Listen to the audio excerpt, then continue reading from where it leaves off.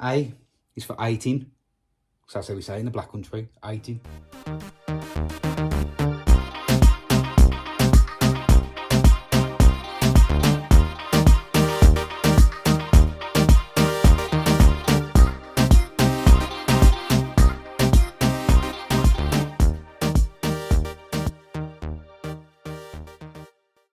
Welcome back to the channel. Now, I'll have to apologise for the first 20 to 30 seconds of the video. The audio and the visual aren't the best, but after that, it's absolutely fine. I had a bit of a problem with the camera. And this video is actually featured on Alan Art's YouTube as well. So for that reason, I have had to edit some of the audio, so I've had to do a voiceover. It's just stopped YouTube thinking there's a copyright infringement. Alright, so these are the radiators we're replacing. So we've got one straight swap there. That shouldn't be too bad. And the other one, we've got this big double coming out and this little single going in. Now the idea is they're going to move the fireplace over and turn the fish tank round, so I just want a little radiator over there. So I've got it all drained down. I've opened up all the vents upstairs. That should be ready to go. Now obviously with this one behind me, to make sure that the rad valves stay in the same place so the height stays the same, and with that one, so I'm going to show you how to get your centres perfect every time. So when you hang the rad, it'll back up with the valve. So now the system's all drained down, there's no water in it, we can disconnect the valves and get them out of the way. We're using these are called plumb thumbs. Now what you do is screw them onto the valve, no water, it'll stop the water coming out of the rad as you move it. It's really good to have, I'll show you how they go on. Once you've got your valve out of the way, you can screw the plumb thumb into the tail. And it don't matter what kind of tail you got, it's got two ends, so it'll fit any tail. So screw it in, just be careful though, because it's plastic onto metal. And once it's in, you can move the radiator with no water coming out. Really handy to have.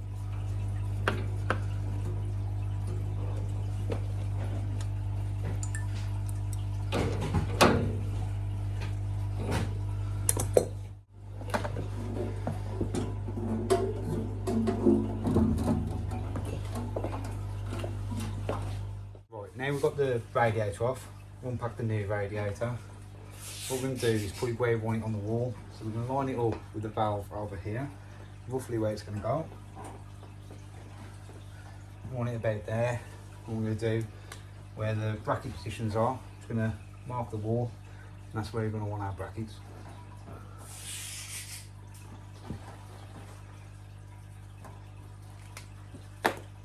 We get the radiator out of the way.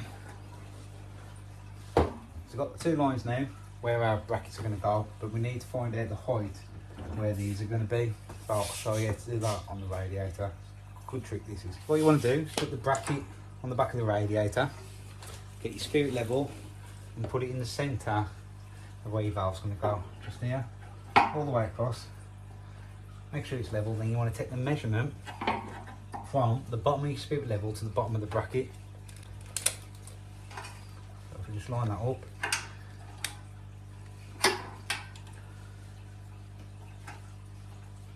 20 mil. We've got 20 mil there. And once you know that measurement, what you can do is measure from the floor to the centre of the valve. And when we measured that, that was 16.5. So add your 20 on, that was 18.5. So from the floor, measure up, 18.5. And that is where you want the bottom of the bracket, and that'll be spot on for the valves now. So I'm just going to put a line across, that's where our one bracket's going. So just get that straight.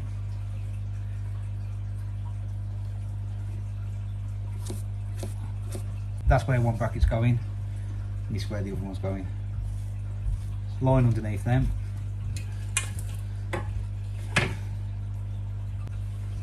Line down. On them marks that we put earlier. That's where we want our brackets. It's single convector, so we want the fat side out. I call them fat side and thin side. So fat side out, and we have one hole at the top, and one in each of the adjustments, like that. So we've got 1, 2, 3 holes, and just do the same the other side. So we've got all our holes marked where we want them for that bracket and for that bracket. So I've just got to drill, get the plugs in, get the brackets on the wall now, and then that should, famous last words, line up perfect with our valves.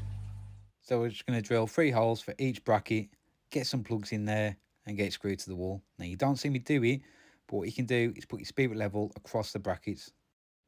That way you'll know your brackets and level, and you can make any adjustments you need to before you hang your radiator. That's the radiator on. Make sure it's level with the valve. That's the centre there. Yeah, that's going to line up perfect. So I'll just get some PTFE on the old tails from using the same valves. Let's get that started. Is it me? Well, you find you have to put loads of PTFE on there. I swear, when I was an apprentice, it used to be 8 to 10. My dad used to tell me 8 to 10 wraps. Now it's 15 to 20. Seems loads for me now. There we go. Do the other one and get them in the rad. Now we've got plenty of PTFE on them threads. We can get them tails put in, ready to put the valves back on.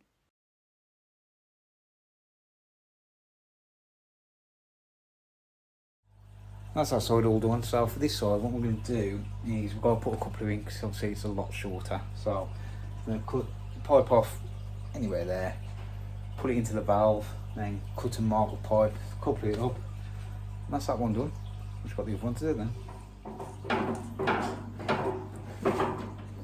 Okay, so what we're going to do is put the valve into there,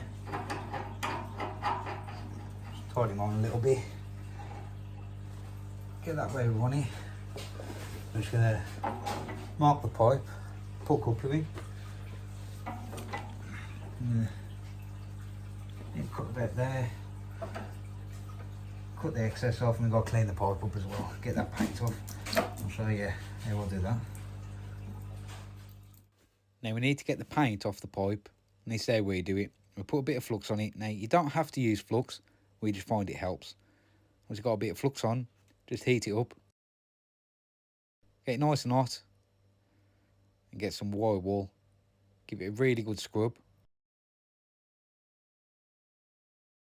There you go, one clean pipe. So I've got the couple on there. What I'm doing now, solder that up. That's ready to go in.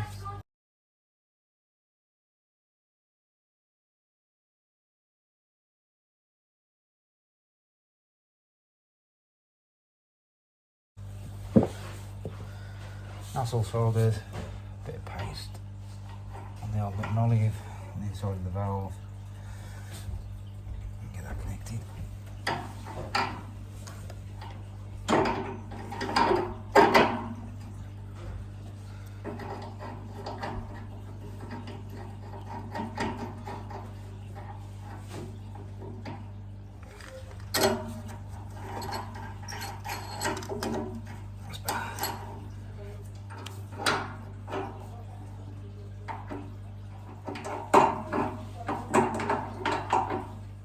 That's one radiator done. And you see there, the valves have lined up perfectly with where we've hung the radiator. All we've got to do now is do that one, which is a like for like replacement. So just rinse and repeat, exactly the same technique. Yeah, I'll set the camera up, you can see when they do that really fast.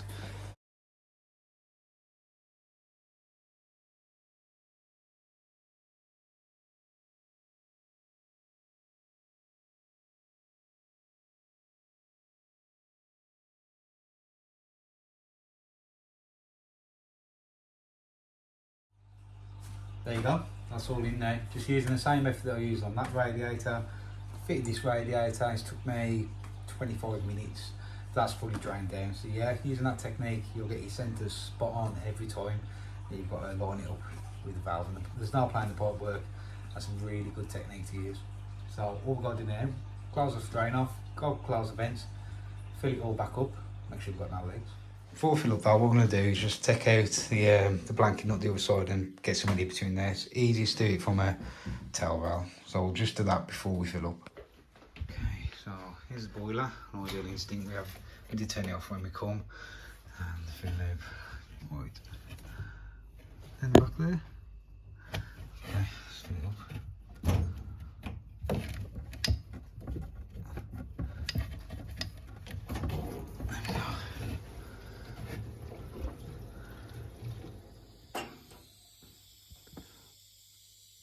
Heating's all back on.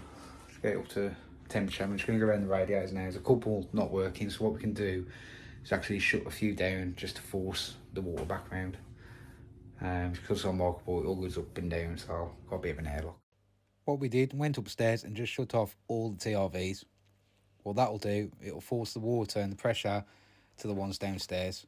And it'll just push out all that air. And when we come back downstairs, this radiator start getting warm. Start to bleed it, get the air out, and go back and turn all the TRVs back on. Now we had the same problem with the other radiator. So we just got all the air out of that one and just made sure they both got hot. That's the first job all done. Now, them radiators were supplied by the customer, and we did have a problem on the second radiator. When we took it apart, all the top grill was all dented. So the customer bought it from a car boot. Couldn't take it back. So I just took the grills off so it matched the other one. But there you go. That's how I fit radiators. Next up, we've got a diverter valve. Next job we've got for you is a faulty diverter valve. So what's happening with this one, whenever the hot water's coming on, the heating's coming on. So it's a problem with the ball inside here. But about 6 months ago, we done the synchro motor inside here. So we're given the option either replace the plate or a brand new valve. And I just said, I don't want the hassle no more, just get a brand new valve in. So we're given 2 quotes basically, well 3. One was to replace just the ball and plate. One was for a decent diverter valve, and one was for a cheap diverter valve. I'm looking to sell the house soon, so I just said just get me a cheap diverter valve in there. I just want it all new, just so we know we're not going to have any more problems. So that's what we're going to do. But instead of draining it all down, I'm going to show you how to bung the system, because this will speed your day up no ends. Honestly, you got to learn to bung systems. It'll save you hours. These are the bungs that we use, the Region Premier ones. Now you can use any type of bung. They're all near enough the same. You just get 2 bungs in there. Normally a bleed key as well. So we're just going to have to go up in the loft and find the header tank, which was right in front of us. Couldn't have picked a better spot for a header tank. So all we've got to do now is bung it. So first bung, that's going to go and get out there, which is there. So I'm just going to stick our hand in to the outlet, which is right down here. There we go, push that in.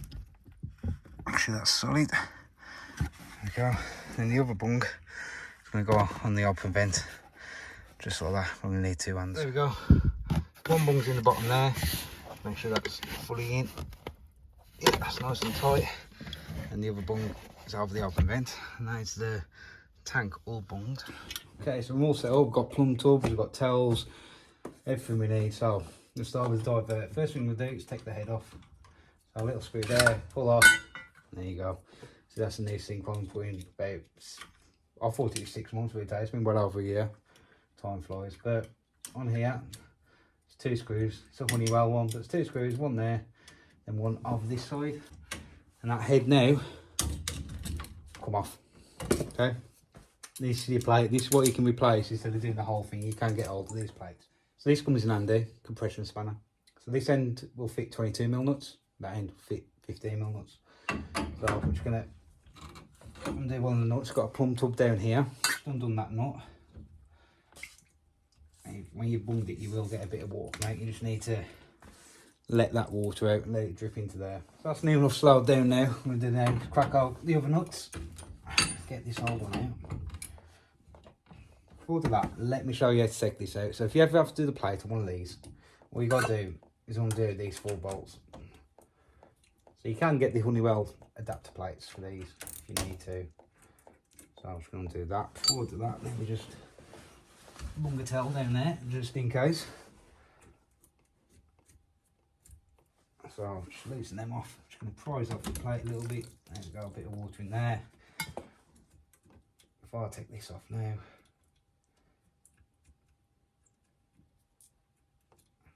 4 bolts out, and that plate just come out.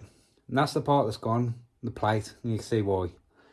But you can just replace them, but customers opted for the full new valve, so let's get that out. Now, this is the fun part with diverters, getting the movement to actually get it out. But I think we'll be able to push that one out, and that'll give us a bit of movement. So yeah, there we go. that is not very tight on the cylinder. You see the movement then? The whole thing come up. Yeah, you're going to have to tighten that nut up. But that's the old one out. A bit of water coming out of there. Now, you see what they've used on here? PTFE tape. Don't use PTFE. You've got some of these. These are olive cutters, so you can just trim off them old olives and get onto it. Like that. Give it a squeeze. That'll snap the olive, and that should just pull off. There we go. It's the olive off. Old diverter off. Let's get a new one on. As I say, this isn't my go-to brand. This is just a cheap alternative. So I've got to give the customer choice. This is what they chose. So always remember on the diverter, you've got A, B, A, B. A, B is from boiler. It's coming up. A is for 18. So that's how we say in the black country. 18. That's heating. And B is for bath, for hot water. That's how I've always remembered them. So let's put on our nuts and olives onto the pipe ready. Get some jet blue. Now this, I've had this since my apprenticeship. I think it's dead old, but you only need a smidgen. It's lasted me absolutely years. Great little product. So I'm going to smear that around the olive. So don't use PTFE, get some jet blue on there.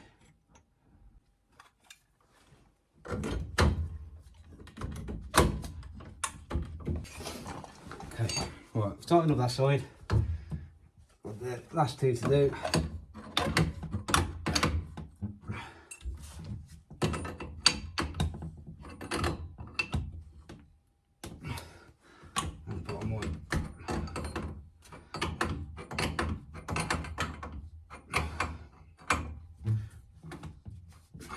There you go, so it all tightened up.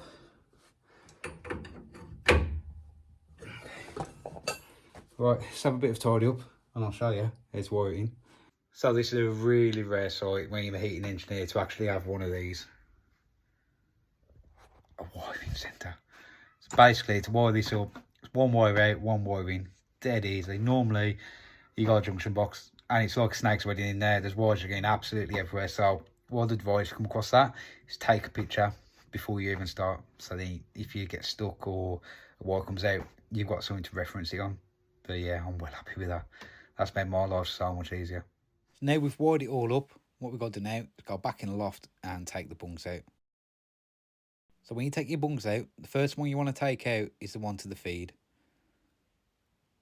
So get your hand in there, get that one out, then take out the open vent. The reason you do it this way around is so it doesn't suck in any air.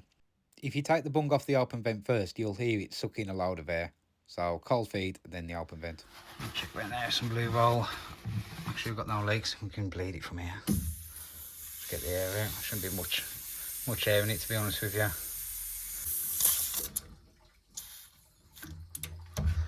There we go. Check out for any leaks.